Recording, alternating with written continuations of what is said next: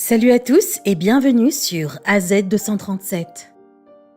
Roger Tichborne était considéré comme un personnage très important dans l'esprit de beaucoup. Il était jeune, éduqué et riche. Étant né au 19e siècle, personne n'a été surpris lorsque Roger est devenu un voyageur mondial en 1854. Cependant, 4 jours après le départ de Roger pour son voyage, toute la ville fut choquée lorsqu'un homme marchant le long de la côte remarqua l'épave de son navire, le Bella. La ville entière se rendit compte que le voyage de Roger avait tourné à la tragédie. Mais grande fut la surprise lorsque le soi-disant Roger Tichborne, supposé mort, revint soudainement à la vie, quelques années plus tard. Naturellement, les gens eurent des doutes. Malheureusement, à cette époque, il y avait des âmes assez mal tournées, à l'affût du gain, prêtes à raconter toutes sortes de mensonges afin d'abuser de la peine insoutenable d'une mère qui n'acceptait pas la perte de son fils bien-aimé. Regardons cette histoire. Mais avant de commencer, j'aimerais vous rappeler qu'après avoir regardé cette vidéo, vous pouvez faire un tour sur notre chaîne pour découvrir de nombreuses histoires à la fois incroyables, intéressantes et émouvantes. Et n'oubliez pas de vous abonner à la chaîne et d'activer la cloche de notification si vous êtes nouveau parmi nous. Tout commença lorsque Lady Tichborne se rendit à un endroit que beaucoup de ceux qui étaient dans le déni de leur perte avaient tendance à visiter au cours du 19e siècle. Elle alla faire une lecture psychique par l'intermédiaire d'une voyante. La mère, pleine d'espoir qu'elle était, ne perdit pas de temps à douter de quoi que ce soit lorsque la voyante lui répéta ce qu'elle prétendait. « Votre fils est né et vivant et va bien. » Bien sûr, cette nouvelle fit le tour de la ville comme un feu de forêt. Les rumeurs se mirent à circuler, disant que l'équipage aurait pu être sauvé par un autre navire. Beaucoup de familles qui avaient leurs proches à bord du navire gardaient espoir, et personne n'était aussi optimiste que Lady Tichborne. C'est ainsi qu'elle décida de placer une annonce dans le journal. Celle-ci ne donnait pas juste une description précise de l'apparence physique de Roger au moment de sa disparition. Elle précisait également qu'il était l'héritier de toute la fortune de son défunt père. L'annonce mentionnait même une belle récompense pour toute personne qui pourrait fournir une information aidant à retrouver son fils disparu. Les Tichborne étant une famille bien connue et admirée, la disparition de leur fils n'avait laissé personne indifférent. De plus, avec l'annonce de la récompense promise, des dizaines de personnes se mirent à la recherche d'une éventuelle trace de vie de Roger. Mais hélas, près d'une décennie s'écoula sans la moindre piste. Pendant ce temps, un homme du nom de Thomas Castro, qui vivait à Wagga Wagga, en Australie, se retrouva dans une situation difficile car ses dettes se resserraient de tous côtés. En raison de sa situation désespérée, il inventa une histoire, se faisant passer de façon choquante pour le survivant d'un naufrage. Il affirma même qu'il possédait des propriétés en Angleterre. Bien que son avocat ait d'abord douté de ses affirmations, une chose particulière qu'il remarqua le poussa à y croire. Lorsque Thomas souleva sa pipe, l'avocat vit qu'elle portait les initiales RCT gravées dessus. Il pensa alors qu'il y avait sûrement un lien entre Thomas et le fils que Lady Tichborne avait perdu il y avait tant d'années. L'avocat, sentant l'opportunité de pouvoir toucher la fameuse récompense, fit de son mieux pour que Thomas se présente comme Roger Tichborne. Mais Thomas refusa, prétendant qu'il ne se souvenait pas de grand-chose du naufrage, et encore moins de sa vie avant le naufrage lui-même. Cependant, lorsque l'avocat mentionna Lady Tichborne, l'attitude de Thomas changea. C'était presque magique, comme si la mention du nom de sa mère faisait revenir sa mémoire à lui. Thomas commença à admettre qu'il était le Roger Tichborne, soi-disant mort. Lorsque la nouvelle se répandit jusqu'en Angleterre et arriva aux oreilles de Lady Tichborne, celle-ci ne perdit pas de temps et lui tendit immédiatement la main. Peu de temps après, Thomas se rendait en Angleterre. Cependant, lorsque Thomas, ou soi-disant Roger, arriva en Angleterre, les gens remarquèrent immédiatement quelque chose d'étrange. Voyez-vous, lorsque Roger Tichborne partit pour la Jamaïque il y a des années, il était grand, maigre et parlait avec un léger accent français. Cependant, Thomas, lui, était beaucoup moins grand et s'exprimait dans un hybride d'accent britannique et australien. Cela amena beaucoup de gens à douter qu'il s'agissait bien de Roger, mais Lady Tichborne ne semblait pas sourciller devant toutes ces différences, car tout ce qu'elle voulait, c'était revoir son fils en chair et en os. Lady Tichborne affirma que c'était Roger dès l'instant où elle posa les yeux sur Thomas, même s'il y avait eu chez lui quelques changements. Après tout, son seul autre fils, Alfred, était devenu alcoolique, et en voyant son Roger guindé et convenable en chair et en os, elle laissa tomber les chaînes qui avaient retenu son cœur toutes ces années-là. Elle était heureuse, même si son histoire était remplie de tant de trous.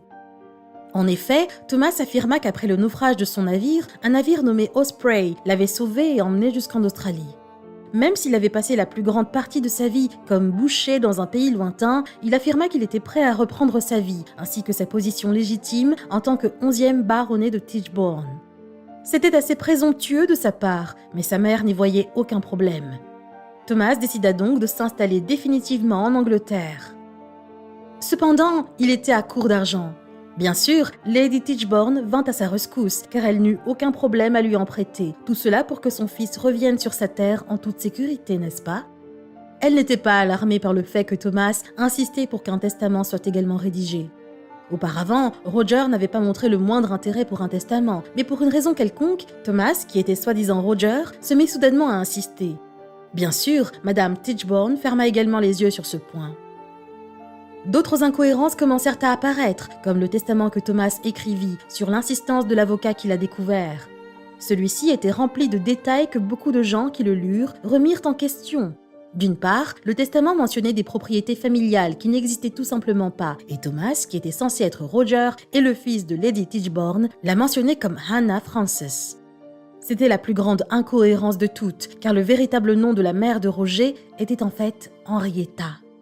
Cependant, au diable les incohérences, Lady Tichborne insista sur le fait que l'homme qui a fait tout ce chemin depuis l'Australie était Roger.